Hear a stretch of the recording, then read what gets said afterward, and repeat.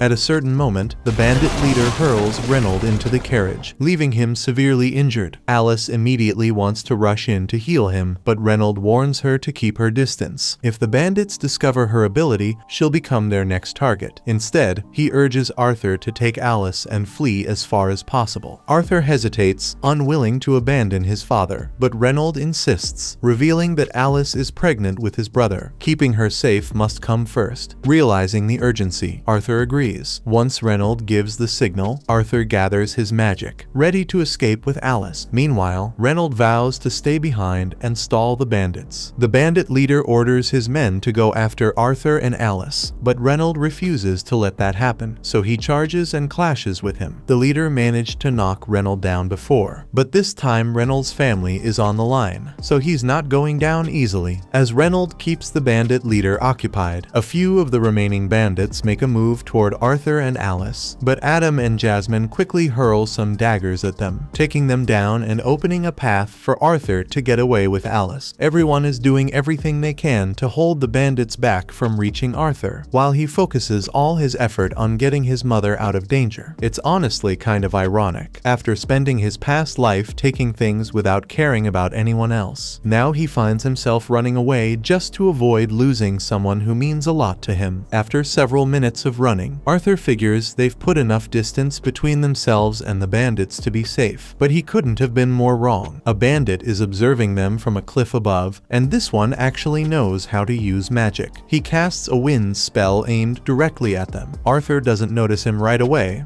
and by the time he finally does, the spell is already on its way, so the only thing he can manage to do is shove Alice out of the way and take the full force of the attack himself. The wind blast knocks Arthur back, so he's going to fall off the cliff, and with his toddler body, that's basically a death sentence. However, if he's going to die, he's not going out alone, so as he is falling off the cliff, he takes the knife he got from Jasmine and throws it at the bandit. The knife strikes the bandit, and the string winds tightly around his ankle. That gives Arthur the chance to yank him off the cliff as well. The adventurers quickly try to use magic to catch Arthur, but by that point, he's already fallen too far for them to reach, which means Arthur is as good as doomed. As he plummets toward what seems like certain death, Arthur reflects on his life, and even though the end is near, he feels an odd sense of calm, knowing he was able to protect the family that means so much to him. He finally gets why that man in his previous life was so determined to safeguard his loved ones. Arthur didn't even hesitate when it came to sacrificing himself for his mother, and while he doesn't regret what he did, a part of him still wishes he could have stayed with them just a little longer. After taking that deadly fall, Arthur somehow drags himself from the river and stumbles into a cave, but just then, he finds himself staring straight into the eyes of a horrifying creature. Immediately regretting his decision to seek refuge here, he attempts a sneak attack on the beast, but the monster effortlessly swats him aside mid-air and urges him to relax. The monster insists that it's not evil and that it only wants to be friends, but Arthur doesn't believe a single word. In any case, he's still seriously wounded and his injuries won't heal unless he eats something. That's when the monster begins picking fruits from the cave wall. It tells Arthur to eat them, but he doesn't trust these random fruits growing out of a wall. He gets ready to stand up and try talking his way out of the situation, but right then, his injuries finally catch up to him. As he tries to rise, he hears something snap and instantly breaks down. Crying his eyes out, the monster scolds him, telling Arthur to quit his crying. After all, surviving that fall was nothing short of a miracle. Arthur's mind races with questions, but the creature cuts him off, refusing to answer unless he eats the fruits. At first, Arthur hesitates, unsure, but the moment he takes a bite of the first berry, he's surprised they're actually delicious. Once he's finished stuffing his face, Arthur turns to the monster and asks if it knows anything asking about how his parents are doing. The monster explains that it's unable to leave the cave, so it can't go check on Arthur's family in person, but it does possess an ability that lets it see across great distances. Using this power, it generates a screen and shows Arthur that his parents have successfully taken down the remaining bandits, so they're still alive and safe, and Arthur is overjoyed to hear such wonderful news. Grateful, he thanks the monster for confirming that his parents are unharmed. Realizing he'll be stuck here for some time, he figures he might as well get along with his strange new companion. Her name is Sylvia, and as it turns out, she's actually a kind person. Over the following days, Arthur remained in the cave, eating and resting to allow his injuries to mend. Sylvia never left his side, keeping a close watch over him the entire time. Once he had finally regained his strength, Arthur was desperate to return home immediately, but Sylvia warned him there was no way he'd survive the journey back alone. The cave he's in right now sits on the outskirts of the elven forest, and this part of the forest is crawling with all kinds of magical beasts and ruthless bandits, way more than Arthur can handle. But that doesn't mean he's going to be trapped here forever. Sylvia has the power to open a dimensional rift, which means she can send Arthur back home, or at the very least, to a place safer than this forest. The only problem is, it's going to take a long time for her to create the rift, so until then, Arthur's just going to have to wait. Since there's nothing else for him to do, Arthur grabs a stick and begins swinging it around, practicing his swordsmanship. A few more days pass, and although Arthur has come to appreciate Sylvia's company, he still hasn't learned a single thing about her. The only things he does know are that she resembles a terrifying monster, that she seems to be hiding from something, and that she's an incredibly kind person. After Arthur is done with his sword training for the day, he heads over to a rock and sits down so he can start training his mana. Sylvia is impressed that a child as young as Arthur already has a mana core, but she's sure that he never learned how to do this. She stretches out her hand, and a large quantity of mana begins pooling in her hand. Arthur is blown away because Sylvia is essentially gathering mana as she casts her spell, and if Arthur could ever learn how to do that, there's no doubt he'd become insanely powerful. That being said, before Sylvia even thinks about offering to teach him the technique, she first asks Arthur what he intends to do with the power he'll gain from mastering it. Arthur had never really considered it before, but now that he thinks about it, he recalls how his family and friends were all nearly wiped out because of some bandits. So he tells Sylvia that he will use his power to destroy anyone who dares to hurt his family. However, Sylvia doesn't like that answer, so she flicks Arthur on the forehead and knocks him back. Sylvia snaps that she'd never share her skills with someone who thinks that way. Arthur argues that wanting to destroy your enemies is only natural. He doesn't get why is she so angry. To make her point, Sylvia presses a single finger to Arthur's forehead and coldly explains, with this same touch, she could crack his skull like an egg or simply brush his skin lightly. Then she asks him, which would he rather experience? And Arthur obviously doesn't want to die, so he says he would prefer the gentle touch. It's easy to let your actions be driven by anger and hatred, but once you give in, your life will become an empty, endless cycle of hate. She doesn't want Arthur to waste his life like that, so she asks him once more, what will you do with the power? Arthur takes a moment to reconsider, but now his attention is drawn to the cheerful grins of those dear to him. With that in mind, he responds that his goal is to wield his strength to safeguard the ones he holds close. Sylvia, pleased with this response, finds it far more to her liking. Meanwhile, outside the cave, a monster that looks very similar to Sylvia seems to be tracking her down, and it is really close to finding her. Back in Arthur's old world, he was the king, but that didn't mean he held all the power. The people who were really in charge were the parliament, so Arthur was basically just an agent of war to be called upon whenever the senators needed him to commit unspeakable acts of violence, but he never liked living that way. Returning to the present moment, Sylvia guides Arthur through the steps of her technique. After demonstrating it herself, she instructs him to give it a try. Arthur starts gathering and compressing the ambient mana in the air around him. Once he masters the process, he channels that mana to enhance his own abilities. Sensing the immediate boost in his power, he excitedly rushes over to Sylvia to express his gratitude for her training. However, Sylvia suddenly senses someone approaching, so she knocks Arthur into a pile of rocks and tells him to stay quiet. Arthur has no idea what's going on, and so he takes a look out of the pile of rocks and sees another monster that looks just like Sylvia. Sylvia seems to know who he is, and she is surprised that he managed to find her here. But the second monster doesn't want to waste time, so he demands that Sylvia come with him. But Sylvia simply says no, so he instantly begins attacking. Arthur wants to rush in and help her, but then he hears Sylvia's voice in his head, telling him not to worry about her. The other monster attempts to persuade Sylvia to just go along with him, warning that if she doesn't, he'll be forced to kill her. But Sylvia would rather die than obey him, so she begins gathering her mana and unveils her true form. It turns out that Sylvia is a dragon, and in this form, she's able to use much more power than before. She fires a huge blast at the other monster, so he blocks it. But he tells her she's being foolish because with the current state of her body, she won't be able to survive using that much power. Sylvia is well aware that she will probably die from this, but she doesn't mind because she has lived a long and happy life. She succeeds in slamming the other monster into a wall, but he's not finished yet. He gets back up and starts unleashing a barrage of blasts at Sylvia. She takes heavy damage from the attacks, but at the moment, she's more concerned about Arthur than herself, since the fight is now dangerously close to where she hit him. The other monster launches one more blast at her, and she can't dodge it since it would hit Arthur. So she uses the full extent of her power to intercept the blast and stop time temporarily. While time is stopped, she tells Arthur to come out of his hiding place. Arthur does as she says since it seems safe, and he would like to ask questions about everything that's going on, especially the fact that she's a dragon. But there's no time to waste. Her time-stopping ability won't hold much longer, so she has to move quickly to get Arthur to safety. She tears open the dimensional rift she had been working on, but because of her injuries and the rushed, incomplete casting, the portal doesn't lead to Arthur's home. Instead, it opens into empty, unknown space. She was trying to avoid sending him into the forest since it would be dangerous, but she has no choice now. In any case, she's confident that Arthur can survive on his own and make his way back home with the technique she taught him, so she's not worried about his safety anymore. She once again asks him what he intends to use his power for. Without a moment of hesitation, Arthur responds, saying he'll only use the power to protect his family. That's enough to reassure Sylvia that he won't use his strength for selfish purposes. Before he goes, there are a few things she wants to give him, so she creates an egg and a feather right in front of him. She tells Arthur to wrap the egg in the feather and take good care of it, and as a final parting gift, she imprints her will onto Arthur's body in the form of a mark on his arms. Arthur is confused by the fact that he asks what she's doing, but Sylvia doesn't have the strength to explain it. She tells him he will figure out how to use it one day, but sadly she won't be there to teach him anymore. She also takes a moment to apologize to Arthur, admitting that, in truth, she could have teleported him back to his family the moment he arrived, but she was enjoying his company so much that she didn't want it to end. And now, because of that selfish choice, she's ended up putting him in danger. Arthur feels terrible because he knows he doesn't have the power to save Sylvia from dying here, even though she taught him so much. He doesn't care if she's a dragon or a monster. To him, she's a precious member of his family. He tells her he thinks of her as a mother, but Sylvia reminds him that he already has a mom. Arthur tells her she can be his grandma. Sylvia didn't anticipate that response, but the idea of being called grandma really appeals to her. She asks Arthur to repeat it, and he gladly obliges. Though Sylvia feels deeply sad that she won't have the chance to see Arthur again, time is running short, so she gently pushes him forward, urging him to step through the portal. Arthur understands, so he takes the gifts she gave him and walks through. But at the last second, he changes his mind and starts begging Sylvia to come with him. But she can't do that, so she closes the portal and sends Arthur away. Time resumes and Sylvia is hit with the blast from the other monster, and the damage looks fatal. She falls to the ground, but the monster isn't fooled into thinking she's dead. It knows she's far too strong to be defeated by a single blast. Still, as he moves closer to her still body, he lowers his guard. The moment he's within reach, Sylvia gathers every last bit of her strength and unleashes a devastating blast, reducing him to ashes and obliterating everything nearby. As Arthur is getting teleported, he hears one last message from Sylvia. She asks if he recalls what she told him earlier about the proper way to use his power. Arthur does remember, though he still feels deeply saddened by everything that just happened. Sylvia then tells him that the world can be a sad place, and moments like these are bound to happen every now and then, but that's exactly why Arthur has to make a difference. Why he has to turn things around. Arthur pushes back, insisting there's no way he could ever accomplish something so huge, but she isn't asking him to reshape the world overnight. He can take it slowly, one small step at a time. Besides, this isn't his first time seizing control of the world's fate. Sylvia knows about Arthur's previous life as a king. Even though she disapproves of the way he ruled in those days, she's confident that if Arthur refuses to let hatred take over his heart, he'll grow into a truly noble king, one who can truly change the world for the better. Some time passes, and Arthur regains consciousness on the ground, vowing to honor Sylvia's wish. But first, he has to figure out how to escape this endless forest. After Arthur is teleported into the elven forest, he starts his journey back home. As he walks, a sudden scream pierces through the woods, catching his attention. The cry seems to belong to a young girl, prompting him to channel mana into his feet without hesitation, dashing toward the source. To get a better view, he leaps up onto the branches of a huge tree. From this high vantage point, the scene becomes clear. A group of bandits has seized a small girl. Though she struggles to break free, they've already caught her, muffling her screams by covering her mouth. Since the girl is an elf, the bandits intend to sell her to the nobles for a massive profit once they escape the forest. They quickly bind her and shove her into the back of their carriage. As Arthur witnesses the scene, memories flood his mind. Flashbacks of when he and his own family were ambushed by bandits. He remembers the attackers saying something about sparing him and the women, only to be sold off later. The thought fills him with fury. The first thing that crosses his mind is to kill every last one of the bandits for committing such a vile act. But then he recalls Sylvia's advice about keeping his anger in check, so he pauses to gather his thoughts and cool his head. He understands that if he were to charge in recklessly now, it could endanger the girl's life, so he chooses to hold back and wait for the perfect opportunity to make his move. The bandits climb into their carriage and begin their journey out of the forest, with Arthur silently trailing them from the shadows. As night falls, they don't have any option but to stop and make camp. Unable to navigate in the darkness, Arthur weighs his options. Should he keep following them until they reach a human town, or strike now? But then he catches one of the bandits boasting about how cut is the little girl, and at that moment, Arthur knows he can't afford to wait. He refuses to leave the girl in their hands any longer. Yet, he knows he still has to wait until nightfall before taking action. So Arthur settles down and begins meditating, getting himself mentally ready for the ambush. Once the darkness has settled in enough, Arthur opens his eyes and starts mapping out his attack strategy. That's when he notices the bandits have several forest hounds on leashes, and he finds it strange that those hounds are following the orders of these humans without putting up any sort of fight. He examines the hounds more closely and notices they're all wearing magic collars that are clearly being used to force their obedience, something he might be able to exploit, so he tosses a few rocks toward the wolves to stir them up.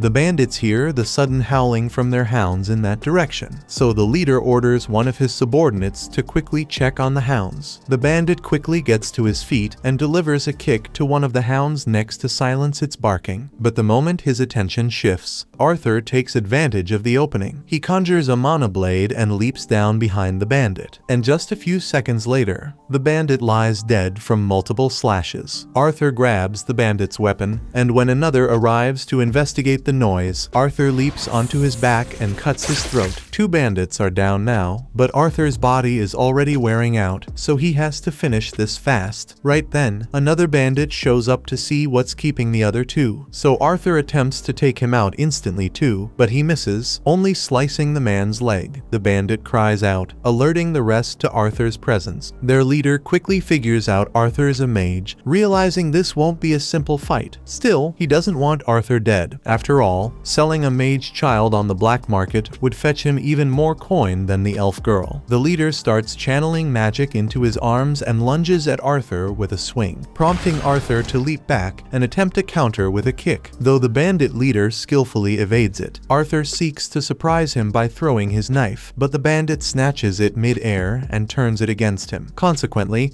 Arthur is thrown to the ground, and the bandit hoists him up by the ankles to mock him. The leader taunts Arthur, saying saying he's no match for an adult in raw strength. And Arthur knows he's right, so instead, he switches tactics and strikes with magic. He throws a fireball straight at the bandit's knee, and as the man cries out in agony, Arthur drives his knife into his skull. With the rest of the bandits dealt with, only the wounded one remains. Arthur finishes him off, then hurries to check on the girl inside the carriage. She's been blindfolded this whole time, completely unaware of what's happened. So Arthur reassures her that the bandits are gone, and she's safe now. Her name is Tesha, and as Arthur helps her out of the carriage, he tells her she's free to return home. But Tesha spots blood on Arthur's hand and becomes deeply concerned for him. Arthur understands that it's typical for children to feel anxious when they see blood, so it may not be wise to let her witness the dead bodies scattered on the ground. He requests Tesha to stay there for a moment and proceeds to drape a tarp over all the bandit corpses. Tesha asks Arthur what became of the men who took her, not wanting to confess that he killed them. Arthur simply explains they had a little accident and won't trouble her again. The girl doesn't press further, so Arthur retrieves her belongings from the bandit's carriage and hands them to her. With a quick farewell, he turns to leave. He still has a long journey home ahead of him, but Tesha suddenly grabs his arm, pleading with him not to go. She's terrified of being left alone. If Arthur abandons her here, she could end up as prey for the tree golems lurking in the forest. He asks if she at least knows the way home, and while she recognizes the direction, she has no clue how far her village actually is. Arthur isn't thrilled about it, but deep down, he knows Tesha won't survive the journey alone. Reluctantly, he agrees to take her home. He takes a look at the hounds, and for a moment, he likes the idea of using them to speed up their travel. Though, since he has no clue how to keep a hound under control, he figures it's best to just leave them behind. However, Tesha insists that they should at least take off the magic collars from the hounds so they can go back to the forest. Arthur cautions her that the wolves might turn aggressive once the collars are removed, but she believes she'll be fine since she hasn't done anything to provoke them. And as someone who lives in this forest, it's her responsibility to care for the creatures that inhabit it. Eventually, she removes the collars from the wolves, and just as expected, they calmly make their way back into the forest. The following morning, Arthur and Tesha start their journey toward the elf village, and after some time, they pause to have a meal. Arthur prepares a simple stew and insists she eat it, explaining that she'll need the strength for the lengthy journey ahead. Tesha finds the stew's aroma odd, being made solely from dried meat and salt, so it's not particularly tasty, but it's better than going hungry. Tesha asks Arthur what brought him to the Elshire forest in the first place, since it's unusual for humans to come here, especially a child traveling alone. Arthur then explains that he was separated from his family and somehow ended up this place. Arthur then asks Tesha what life is like in the kingdom of Eleanor, and she adores it there. Her parents are usually occupied with work, so she mostly spends her time with her servant and her grandpa. They keep moving forward on their journey, but since Tesha has no idea how far her village actually is, it's tough to tell how long the trip is going to take. To make things even more frustrating, the hounds Tesha set free have been trailing them for quite some time now, and Arthur is seriously starting to regret not killing them when he had the chance. That night, Arthur chooses to keep watch outside the tent to ensure the hounds don't attack him and Tesha while they sleep. However, after some time, Tesha peeks her head out and urges Arthur to come to bed. He insists he isn't tired and plans to stay on guard, but she's far too frightened to be left alone, so she begs him to join her inside the tent instead. Arthur finally relents, choosing to stand guard from within the tent to ease Tesha's worries. She tries to act unafraid, but she insists that Arthur remain close to her at all times. Before bedtime, she's curious to learn about the human kingdom and asks Arthur if it's true that all humans are perverts who take multiple wives. Arthur is caught off guard when Tesha says that and asks her where she heard it, so she tells him it was her grandfather who said it. Arthur admits that there are people like that, but insists that most humans are actually pretty modest. Tesha takes his word for it, then rolls over and falls asleep right away. By morning, Arthur and Tesha wake up and continued on their travels. Over the past few days, Tesha has grown quite fond of Arthur, and now that the memory of the slave traders had faded, she seems much happier, though her survival skills were still lacking. She couldn't even manage to cross a river by herself, forcing Arthur to carry her over. Out of nowhere, Arthur feels a strong pain in his chest, and he can't figure out what's causing it. Tesha,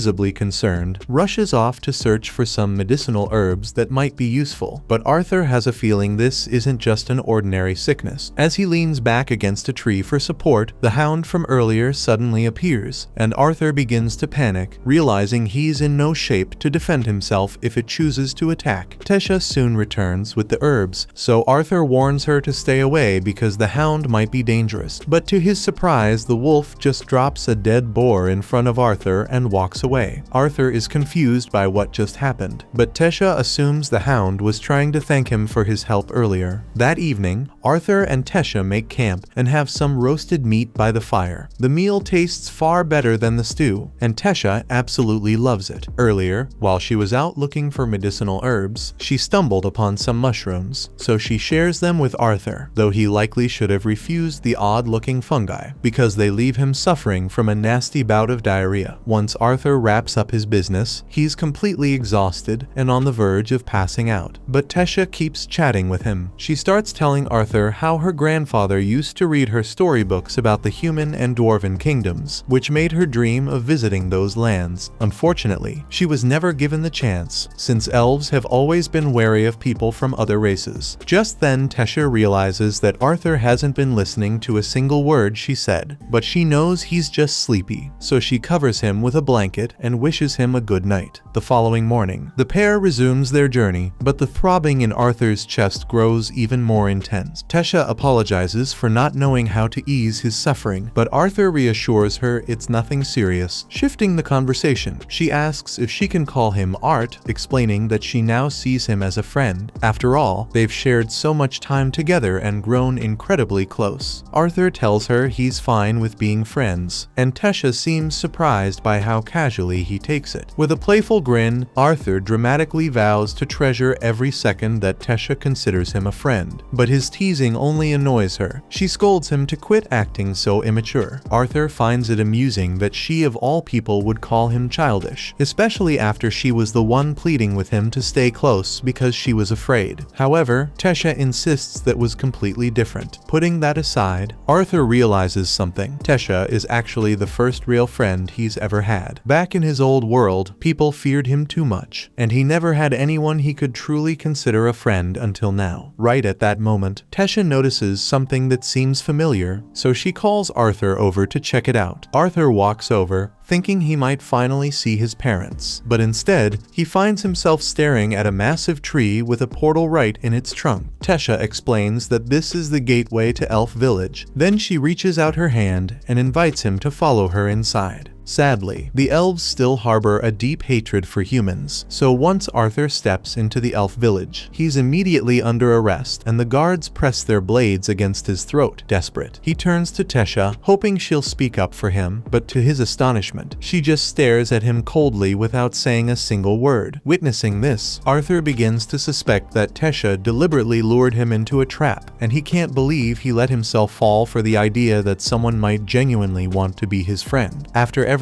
he's already endured many betrayals in his previous life. Just as the elves are about to execute him, with Tesha silently watching, it turns out she had no part in this betrayal. It's unclear why she stayed quiet until now, but the moment she hears the guards declare they're going to kill Arthur, she finally speaks up and orders them to stop. One of the guards protests, insisting the boy is nothing but a savage human, but Tesha firmly counters that Arthur isn't a threat. In truth, he's the sole reason she managed to return home safely. Tesha's testimony should have been enough to make the guard pause and rethink executing Arthur, but instead, he dismisses it, presuming Arthur must have manipulated her into believing he's a good person, and thus, the guard still intends to kill him regardless. Yet, before he can finish, an old man steps forward and commands them to release the boy. His name is Virion, Tesha's grandfather and the former king of the elf tribe. Far more rational, he trusts Tesha when she insists that Arthur saved her life. He even apologizes to Arthur for treating him so harshly after everything he did to save Tesha. Still, it did seem quite dubious that the missing princess suddenly appeared alongside an unfamiliar boy. Arthur is relieved that he's no longer going to be executed, but he's also completely stunned to learn that Tesha is a princess, since she never bothered to tell him. Despite traveling together for days, Tesha apparently didn't think it was worth mentioning. Right at that moment, Tesha's mother and father arrive. Having been told their daughter had finally been brought back, and Tesha immediately rushes into their arms, overjoyed to see them after so long. If Tesha is a princess, then logically, her parents must be the king and queen of Elenoir. Unfortunately, they aren't nearly as reasonable as Virion was. The second Tesha's father notices Arthur, he demands to know why a savage human is standing in his kingdom. He commands his soldiers to seize the human and put him to death on the spot. Yet not a single one of them obeys. Even though he is the reigning king, Virion had already given orders to leave Arthur unharmed, and every last soldier is far too afraid to defy Virion. The elder elf steps in, reminding the king that Arthur was the one who rescued Tesha and brought her home safely, meaning they can't just treat him like some enemy. Tesha, too, insists that Arthur should be received as an honored guest in their castle, not a prisoner. However, her father hesitates to accept this. After all, humans are strictly forbidden from entering the elf kingdom, much less stepping inside the royal castle. But the thought of dealing with Tesha's outburst is enough to sway him, and he grudgingly consents to treating Arthur with proper hospitality. With the misunderstanding now resolved, the group prepares to make their way to the castle. Though, just before they depart, Virion informs Arthur that he wishes to speak with him privately later. Arthur feels a bit cautious around Virion, as he can sense the immense power the old man possesses, but he doesn't have much time to dwell on it, because Tesha quickly pulls him away to give him a tour. It's Arthur's first time seeing the elf kingdom, and he's blown away by how different it is compared to the human kingdom. Still, the hatred against humans remains obvious, as every elf they pass seems to stop whatever they're doing just to stare at Arthur, while he walks alongside Tesha toward the castle. However, no one dares to insult him outright, since he now holds the status of an official royal guest. Tesha is the only one who treats him with genuine kindness, but Arthur can't help but keep wondering why she hesitated so long before stepping in when the guards were about to execute him. Right at that moment, the pain in his chest returns, and it's been steadily getting worse with each passing day, though he still has no idea what's behind it. Once they reach the castle, Tesha is warmly welcomed by her servants, and she immediately makes it clear that Arthur is to be treated with kindness and respect, no matter if he's human. With that settled, she turns to Arthur and asks if he wants to go play with her, but Arthur suggests they hold off for now. He figures her parents would want a full account of what happened to Tesha and how the two of them managed to return safely. The group makes their way into the meeting room, and since they're about to have a proper discussion, Tesha insists they should bring out some tea and snacks. Once the refreshments are served, Tesha's father takes the opportunity to introduce himself properly. He reveals his name is Alduin, and he rules as king of Elenoir. His wife is named Muriel, and of course, his father is none other than Virion. Arthur introduces himself as a simple town boy from the kingdom of Sapin, fully aware that someone like him, just a human, would typically never be granted entry into Elenoir, much less an audience with a royal family, so he expresses his gratitude for their hospitality. Alduin is amazed by how composed and mature Arthur acts, especially for someone his age. But more importantly, he's eager to hear the full story about what happened with Tesha and how she ended up going missing. Arthur recounts the full story of how he was separated from his family during a bandit assault and found himself in the Elven Forest, though they omit the detail about encountering Sylvia in the cave. He then describes the moment he met Tesha, explaining that he discovered her in the midst of being abducted by slave traders. Alduin is furious that humans had the audacity to attempt selling Tesha into slavery, but Arthur points out that elves have also engaged in the crime of slave trading, so it's not solely a human vice. Setting that aside, Virion inquires how Arthur succeeded in rescuing Tesha from the slave traders. Arthur then reveals that he eliminated them all. When one of the guards hears this, he begins shouting that it's impossible for a child to have taken down slave traders alone, but Virion quickly silences him, warning that he won't say it again. Arthur doesn't appear to be lying, so Alduin says he's inclined to believe his story, and now that everyone is on the same page about what happened, Arthur mentions that he has a favor to ask. As he already explained, he ended up stranded in the forest following the bandit attack, so he's hoping they can help him return home. Alduin is furious that a human would have the audacity to request a favor from the elven family, but considering Arthur went out of his way to safely bring Tesha home, it's only right that they repay the debt. Besides, if Alduin refuses to assist Arthur, he'll have to endure Tesha's inevitable outburst, and he'd rather avoid that. Reluctantly, he agrees to help. However, the teleportation gate leading back to Sapin is currently sealed and can only be activated once every 7 years during the summit between the leaders of the 3 kingdoms. Since the last meeting was 2 years ago, Arthur would need to wait another 5 before the portal becomes accessible again. Arthur isn't willing to wait that long, and Alduin also dislikes the thought of a human remaining in Elainer for 5 years, so he decides to have a group of soldiers guide Arthur back to Sapin. He wants the boy gone as quickly as possible, but since it's already quite late, he says Arthur can rest here for the night and depart in the morning. Arthur expresses his gratitude for Alduin's decision to help him return home, but the pain in his chest keeps intensifying, and Virion appears to pick up on the fact that something isn't right with him. A little while later, a room has been prepared for Arthur in the castle, and he is currently taking a bath, but the pain just keeps getting worse and worse, so Arthur is getting worried that he might die. After his bath, he walks out onto the balcony to get some fresh air in hopes that it will help with the pain. He feels a little better now, but he needs to figure out the cause of his constant pain before something bad happens. Right then, Arthur glances upward and spots Tesha along with her parents standing on the balcony above him, and the sight of them brings his own parents to mind. He still doesn't know if Reynold and Alice survived the bandit assault, but he's aware of how strong they are, so they must have found a way to make it through. Even so, he deeply wishes he could speak with them at this moment. Just then, Tesha notices Arthur, and she can tell that he looks sad. So after she's done with her parents, she goes to talk to him. Once she finally catches up to Arthur, she apologizes for how rudely her father treated him, but Arthur says he doesn't mind. He understands why Alduin would behave like that, since there have been decades of wars between the elves and the humans, so of course it would be hard for him to trust a human, especially when his daughter is involved. Thinking about parents makes Arthur remember how far he is from his own, and he can't help but worry that they might not be glad to see him. After all, their whole trip had been for his benefit, so they might end up blaming him for everything that happened. He also holds himself responsible for failing to protect his family during the bandit attack and getting separated from them. But just then, Tesha grabs his face and shakes his head. She doesn't know much about Arthur's parents, but if they're anything like her own, then she's certain they'll be happy to see him when he finally makes it back. At that moment, the hallway becomes illuminated by a bunch of fireflies, and in the middle of their radiant light, Arthur begins trying to picture his parents' smiling faces. Ever since he was reborn into this world, they've been by his side, and not once have they made him feel unloved. So then, why is he so afraid that they might resent him for what happened? He has been letting his trauma from his past life cloud his judgment with suspicion for a while now. He even suspected Tesha of backstabbing him earlier, but when he looks at her now, all he sees is an innocent girl who would never want to hurt her friend. Suddenly, Arthur senses something flying directly toward Tesha, so he quickly catches it and instantly channels his mana, ready to strike back at whoever launched it. But to his surprise, it turns out Virion was the one who threw it. Arthur can't believe Virion would do something as cruel as try to harm his own granddaughter, but Virion assures him that he never meant to hurt Tesha. The projectiles he tossed were merely a couple of glowing fireflies, and she wouldn't have even felt them. However, he still finds it impressive that Arthur was able to react and counterattack so quickly. The reason Virion pulled this stunt was to verify whether Arthur was telling the truth about possessing the strength to kill those slave traders, and he was clearly telling the truth. Tesha runs over and tells Virion to stop messing with Arthur, but that's not why he came here. He noticed something interesting about Arthur earlier, so he wants to have a little sparring match with him to see how strong he really is. Virion summons a sword using his magic for Arthur to use in their fight and moves Tesha out of harm's way so she won't get injured. Arthur accepts the challenge and rushes forward, swinging at Virion, but Virion is far too quick. Even when Arthur enhances his speed with mana, he still can't match Virion's movements, and just when it seems like he's found a chance to strike, Virion breaks Arthur's sword with a strike from his palm. A shard of the broken wood flies toward Tesha, so Arthur hurls the remaining piece of his sword to block it and keep her safe. Arthur launches an attack at Virion using only his mana, but Virion responds by meeting him with his own mana. The sheer power of Virion is utterly dominant, leaving Arthur with little hope of defeating him. Yet Arthur isn't the type to back down. After Virion sends him flying, Arthur instantly rushes forward again, this time striking Virion squarely on the forehead. The hit didn't deal much damage, but Virion is stunned that Arthur managed to break through his defenses and actually land a blow. Eager for a second round, he's suddenly interrupted when Tesha pinches his backside and scolds him for bullying Arthur. Arthur reassures them that it's fine. In fact, he's almost honored that someone as strong as Virion considers him a worthy opponent. Seizing the moment, Virion then tells Arthur that he wants to take him on as his disciple. Arthur is taken aback and questions Virion if he being serious, though this clearly isn't the kind of thing Virion would ever joke about, so he presses Arthur, asking whether he'll accept the offer. Arthur hesitates, unsure how to respond, particularly because he still hasn't managed to let his parents know that he's alive. Virion reassures Arthur that if that's his only concern, he knows a way for Arthur to speak with his parents immediately. Arthur is curious, but before he can respond, another strong pain shoots through his chest, and Virion appears to understand the reason behind it. He informs Arthur that he has received a beast will, and if Arthur does not consent to becoming his disciple, the pain on his chest will kill him sooner or later. Upon receiving such dreadful news, Arthur tries to sleep, but rest doesn't come easily. The fear of being separated from his family, along with the looming possibility of his own death, plunges him into a horrifying nightmare where a demon torments him. Suddenly, he hears a voice calling his name. When he opens his eyes, he sees Tesha on top of him. She's been attempting to wake him up for some time, but he keeps muttering about a monster, which is beginning to frustrate her. She urges him to quickly prepare, as Virion is already outside waiting. Arthur rises from bed and begins to change his clothes. As he dresses, Tesha inquires if he truly intends to remain here and train under her grandfather.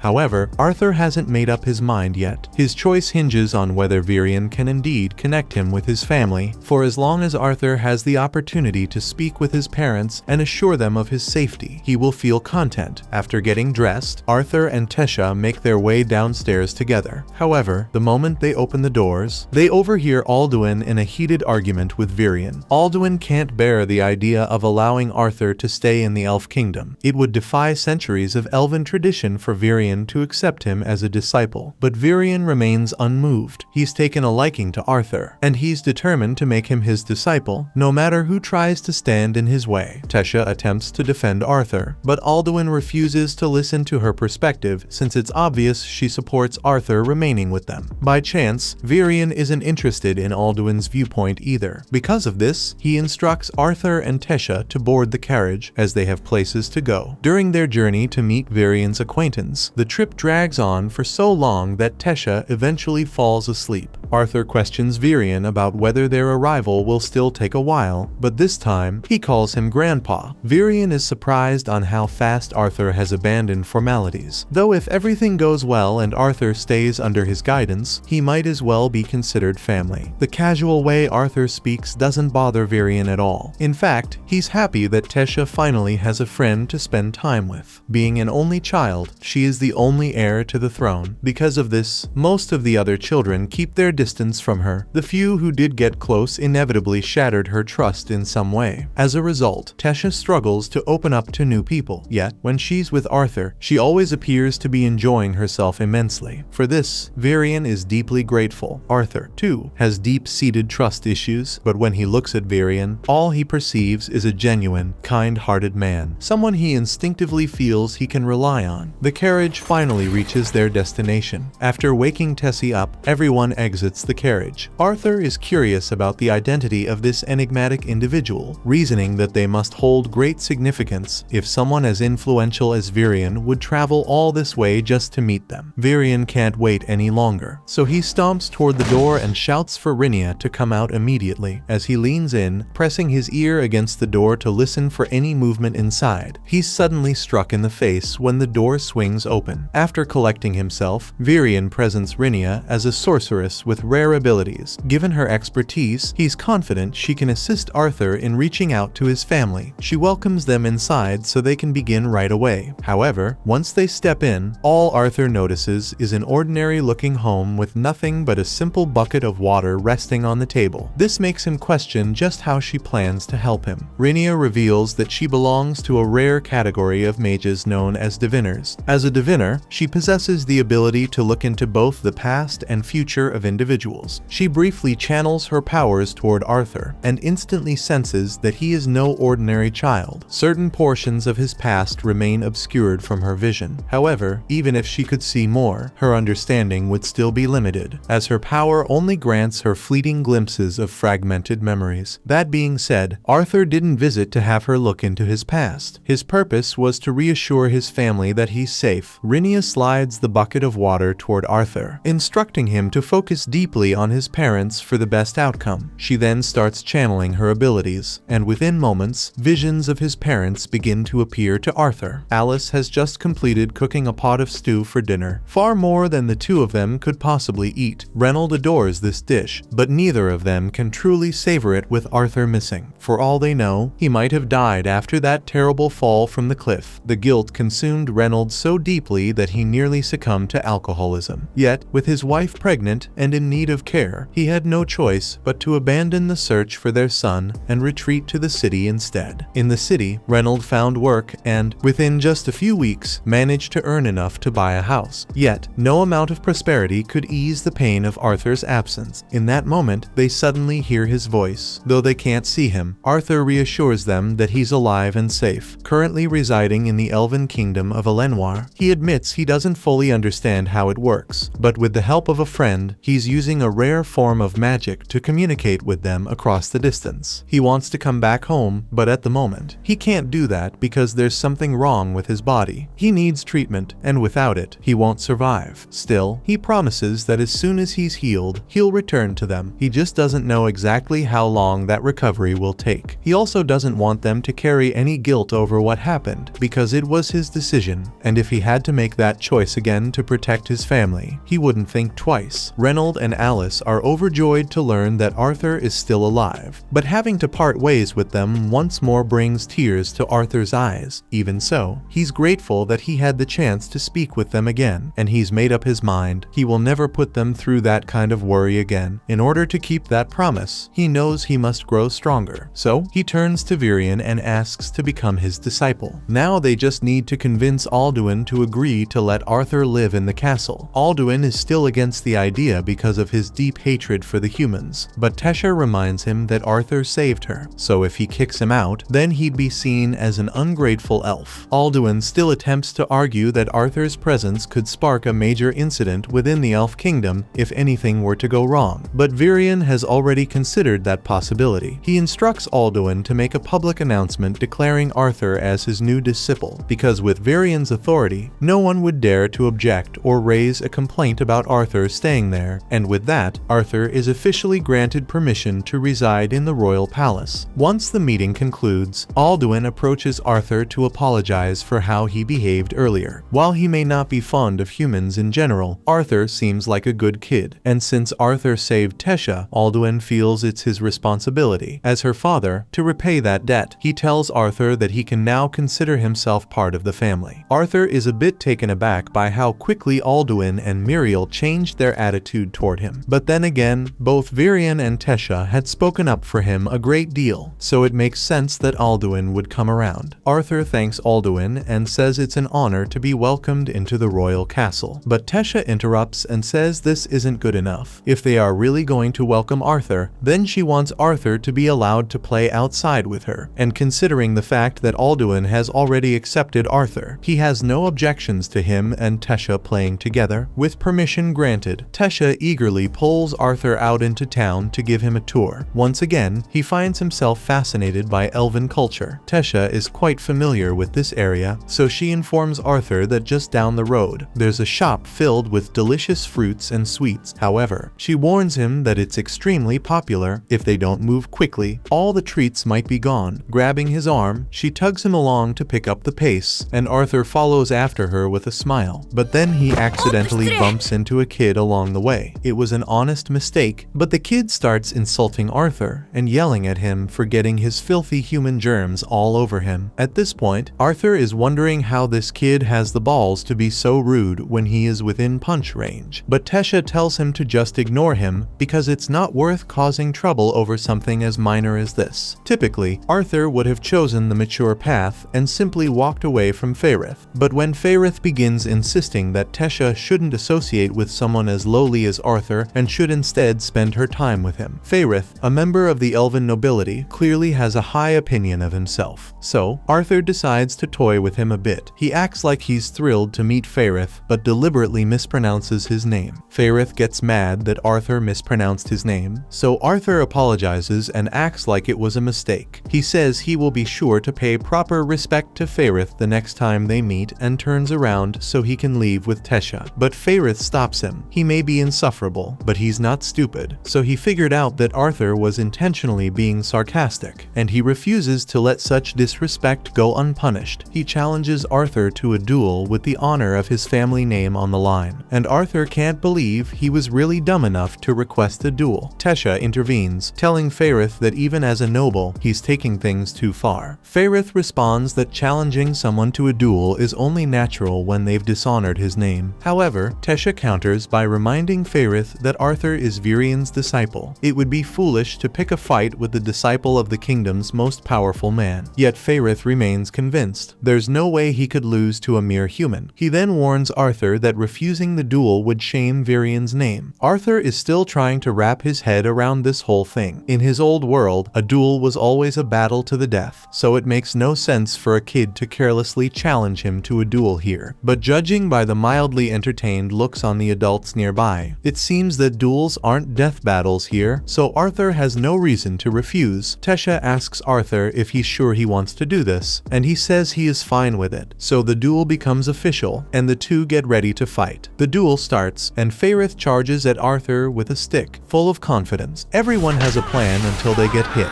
and Fairith definitely wasn't prepared for that. He collapses, knocked out cold, prompting his friends to hurry over and see if he's alright. However, Tesha already knew this was how it would play out. With the duel now finished, she takes Arthur's hand and pulls him along. After all, she still has plenty of things she wants to do with him. The two of them spend the whole day going from shop to shop, exploring everything the stores have to offer. Once they've had their fill of fun, they step out onto a balcony to rest and chat. Tesha mentions that Arthur's training with Virian begins the next day, but Arthur appears a little depressed. It's evidently he's preoccupied with something on his mind. Arthur recalls a discussion he once had with Virian. Virian made it perfectly clear his training would be nothing short of hellish. To put it in words, it would be like being dipped in boiling pitch, and Arthur would have to endure this agony daily, year after year, far from the comfort of his family. So Virian asked him if was he really prepared for this. Arthur's answer was simple: yes. Even now, Arthur feels eager to start his training tomorrow, despite knowing how difficult it will be, because gaining strength is the only way to forge the future he wants. Tesha promises Arthur that she'll push herself just as hard, refusing to be left behind. But for now, she's determined to make the most of their time together, so she proposes they grab something more to eat. Several years have gone by, and under Virian's guidance, both Arthur and Tesha have been training diligently. During this time, they've grown close, though Tesha's competitive nature has pushed them both to work extremely hard. After a long session today, Tesha has exhausted herself completely, and while she takes a break, Virian seizes the opportunity to teach Arthur about magic. Once someone has stabilized their mana, they gain the ability to wield elemental magic, whether it be water, fire, wind, or earth.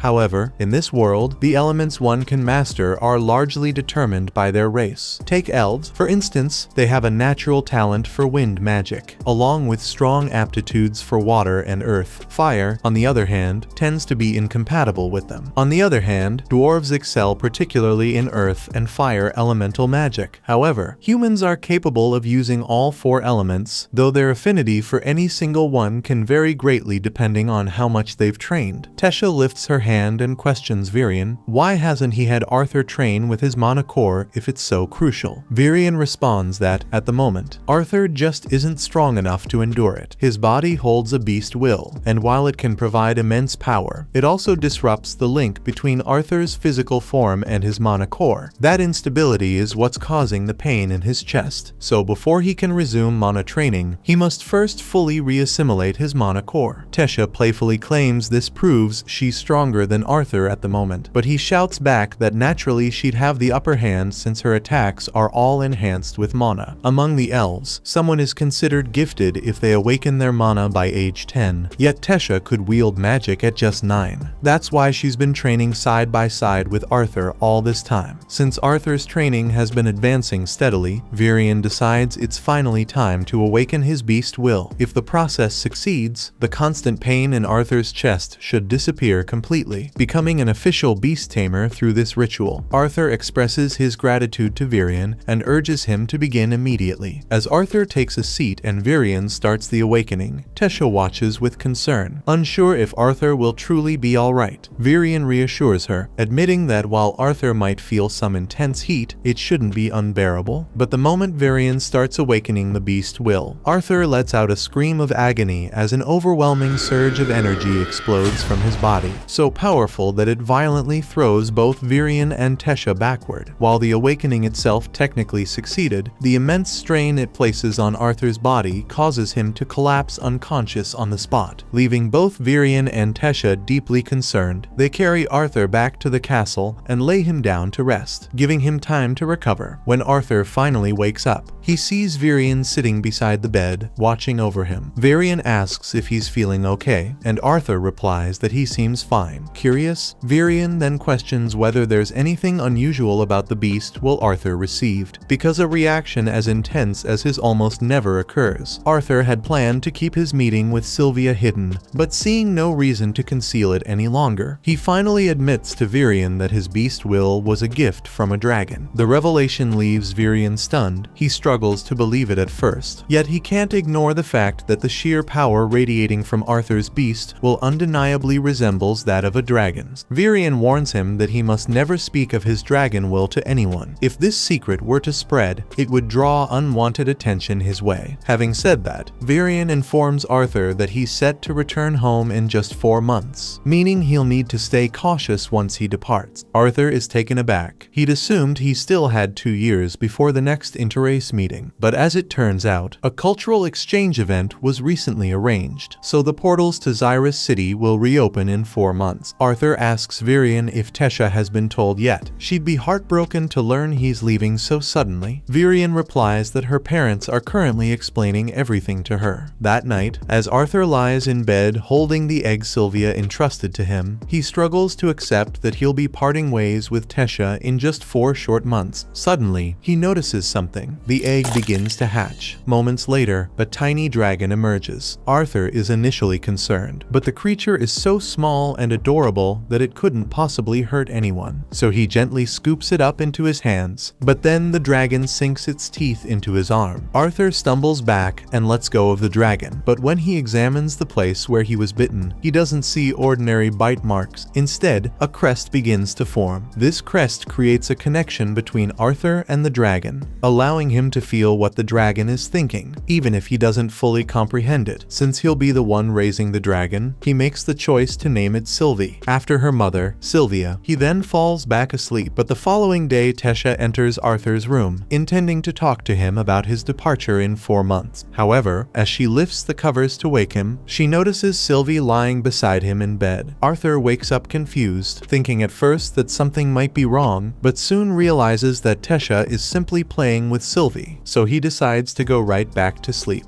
That same day, Arthur and Tesha head to the training grounds for their session with Virion, with Tesha doing her utmost to win Sylvie's affection. However, after nearly squeezing her too tightly earlier, Sylvie keeps her distance from Tesha. When they finally spot Virion, and the moment he notices Sylvie on Arthur's head, he almost has a heart attack, never having dreamed he'd witness a real dragon in his lifetime. As Tesha keeps playing with Sylvie, Arthur explains that Sylvie only hatched because of the beast will awakening he experienced the day before. He worries that having Sylvie around could cause trouble. If people figured out she was a dragon, it would be disastrous, but Virion reassures him, saying there's no need to stress over it. Dragons are little more than legends these days, so nobody would ever guess Arthur's little companion is actually one. All he has to do is pass her off as some rare creature that simply resembles a dragon. Putting that aside, it's time for them to start today's training. Virion informs Arthur that now that he he's awakened his beast will, he'll need to train both his beast core and mana core at the same time, and the most effective way to do that is through real combat experience. With that, Virion begins to transform. Once the transformation is complete, he announces that Arthur's training begins immediately. Arthur prepares for an attack, but Virion merely takes a single step forward and disappears. Arthur attempts to defend himself, but tracking Virion's movements proves impossible. He has no clue where the attack might come from.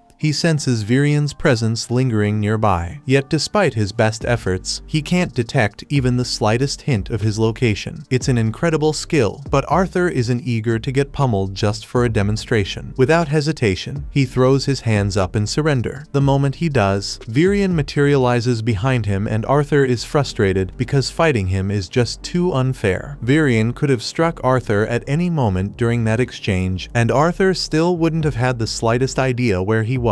All thanks to Virion's beast will, which belongs to a shadow panther. This gives him the ability to manipulate the wind with such precision that he can completely control and even erase every trace of sound he produces. Though his transformation is undeniably formidable, it isn't flawless, as it consumes an enormous amount of his mana. Anyway, Virion never really intended to fight Arthur in that form to begin with. He just wanted to show off a little, and now that he has demonstrated how powerful a beast will can be, he summons a sword so Arthur can begin his real training. Several days pass, and Arthur's control over his beast will has improved dramatically. The constant pain in his chest has faded, and his body has adapted enough that he can now match Virion's shadow form and speed. But more than that, he's been able to enjoy the rest of his time simply playing with Tesha. Then, during another one of their trips, Arthur unexpectedly runs into Faerith right there in the middle of the street. However, he doesn't recognize him at all, and Faerith feels insulted, so he demands another duel with Arthur. Of course, that goes about as well as last time. So Faerith ends up on the floor, and his friends stand over him, wondering how he managed to lose in half a second. Arthur still doesn't recognize who Faerith is, so Tesha jogs his memory, explaining that he's the boy who once challenged Arthur to a duel years ago. Recalling how much fun he had that day, Arthur offers Faerith a hand, treating him as a friend now. Faerith takes his hand, no longer interested in fighting Arthur. Arthur asks if Faerith and his friends will be participating in the cultural exchange event coming up in a few months. Faerith confidently says yes, boasting that he was selected due to his outstanding skills, though, in truth, all the noble-born children were simply invited to attend. Hearing that, they ask if Tesha will also be attending the event, but it seems she won't. Faerith explains that the royal family can't afford to let their delicate princess get lost again. However, Tesha takes great offense at being called delicate, and in a burst of anger, she punches Faerith, sending him flying. The blow knocks Faerith out cold, and realizing how bad this makes her look, Tesha freezes, so Arthur quickly grabs her and dashes away before people can gather. Once they are a safe distance away, Arthur yells at Tesha because a princess can't go around punching her subjects for no reason. Although it's not like Arthur has much of a right to complain about violence with how he lived his past life. Tesha doesn't understand what the big deal is because she's fairly certain that Faerith is still alive. But Arthur is yelling at her just like her father, so she calls him an old man and runs off crying. That night, Tesha is still upset, crying alone in her room. Wanting to lift her spirits, Arthur quietly slips up to her window and asks if she'd like to join him for a walk outside. She agrees, but as they wander through the trees, she hesitates and asks if this is truly okay. Arthur reassures her there's no need to worry. Even if they somehow stumble upon kidnappers, they're strong enough to get away easily. And anyway, he adds, the sight of the night sky is worth taking the chance. Arthur checks with Tesha to see if she's feeling sleepy, and though she's obviously close to collapsing, she firmly claims she's okay. Arthur assures her she can rest if she needs to. But since this could be the final chance for Tesha to share meaningful time with Arthur like this, she declares she'll stay awake. Yet, Tesha's so drowsy that she begins imagining monsters lurking in the trees, and Arthur is amused that she's still afraid of ghosts at her age. Tesha says that she's not frightened by ghosts, insisting her trembling is just from the cold, so she tosses more wood onto the fire. She asks Arthur to share a little about the human kingdom to help keep her awake, but Arthur isn't very familiar with it since he's never actually visited. excited. Tesha says she wishes Arthur could stay here forever, and he feels the same way. But if he stays, he'll never reunite with his family again. He tries to keep the conversation going, but Tesha is already sleeping, so Arthur decides it's time to return for the night. The moment of Arthur's departure has finally arrived. But before he departs, Varian presents him with a gift. It's a unique compass designed to guide Arthur back to the Elf Kingdom should he ever wish to return. Grateful, Arthur expresses his thanks, but his attention shifts when he realizes Tesha is absent. He asks about her whereabouts, only to learn that she couldn't bring herself to witness him leaving. As the portal opens and Arthur prepares to step through, he suddenly hears Tesha's voice calling out his name. She sprints down the street, desperate to reach him, but stumbles and falls. Seeing this, Arthur rushes over to make sure she's okay. He reaches out a hand to lift her up, and Tesha starts warning Arthur that he'd better look after himself while he's away. Arthur can tell how deeply she cares, so he pulls her to her feet and wraps her in one last hug, whispering that he's really going to miss her.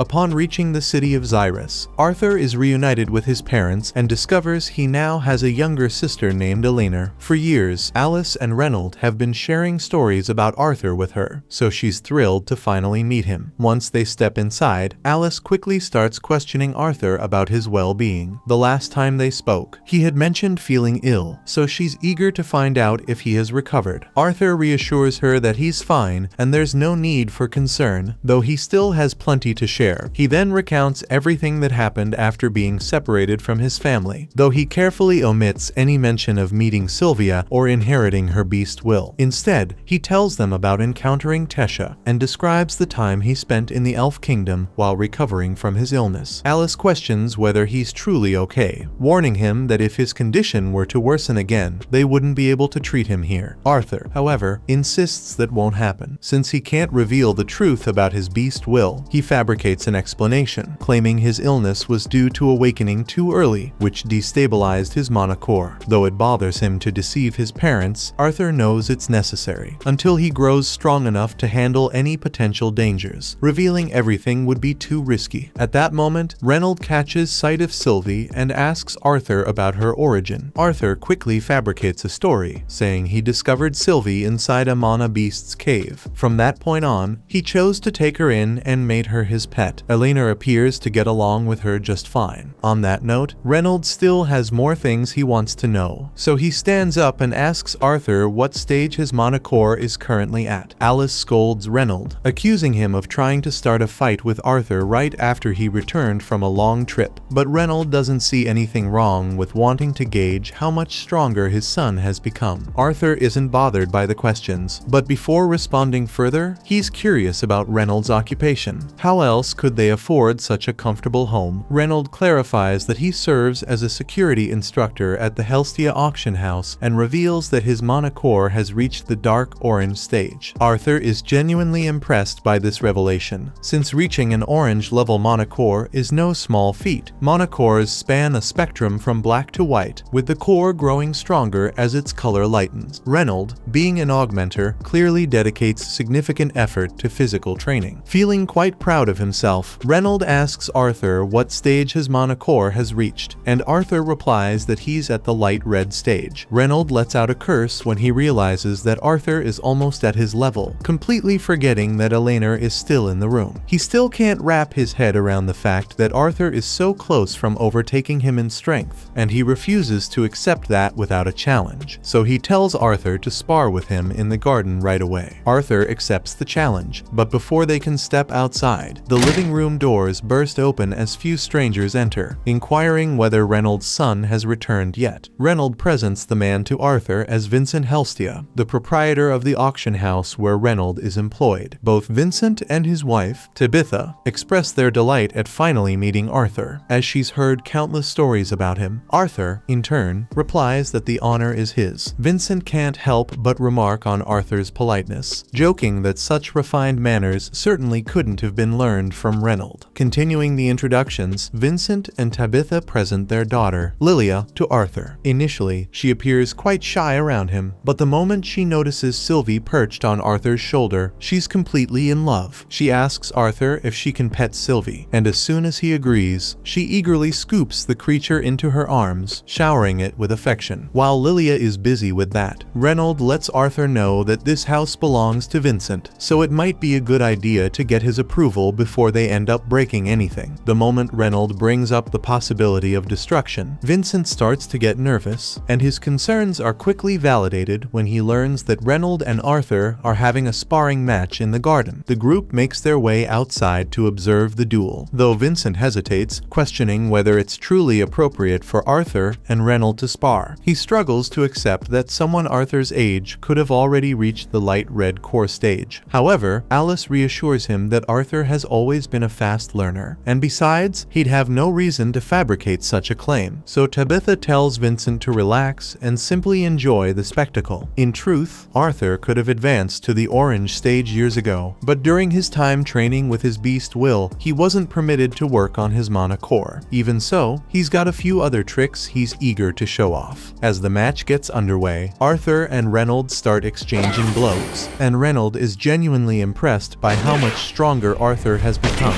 though he still manages to overpower him when it comes to raw strength. Eventually, some space opens up between them, and Reynold says he wants to take things up a level, igniting his hand in flames and telling Arthur he still has a chance to back out if he wants to. In this world, every mage possesses an elemental affinity, a type of mana they resonate with most naturally. While conjurers can effortlessly wield their aligned element, augmenters typically struggle to do the same. That said, there's a notable exception. Once an augmenter advances to a high enough level, they gain the ability to recognize their elemental compatibility and channel it to enhance their physical strikes. Reynold has become much harder to handle after imbuing his body with fire magic.